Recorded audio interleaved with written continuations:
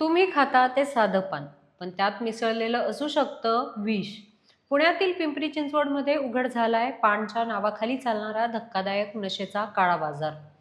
Pimpri Chinchwad crime ब्रांचने Maval तालुक्यातील जांबे गावात छापा टाकत एका गुप्त ड्रग्ज फॅक्टरीचा पर्दाफाश केलाय. तपासात धक्कादायक माहिती समोर आली आहे.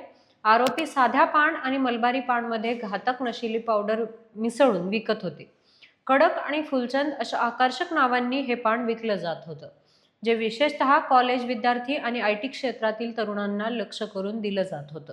जप्त केलेल्या पावडरच्या नमुन्यांमध्ये ओपिएट्स आणि बेन्झोडायझेपिन अशी धोकादायक रसायने आढळली.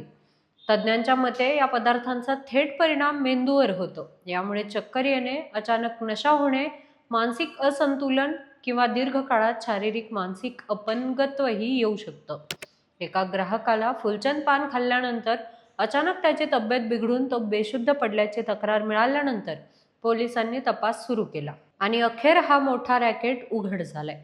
पोलीस आयुक्त विनयकुमार चौबे यांनी इशारा दिलाय की पानच्या आडून नशेचा व्यापार करणाऱ्यांवर कठोर कारवाई होणार आहे.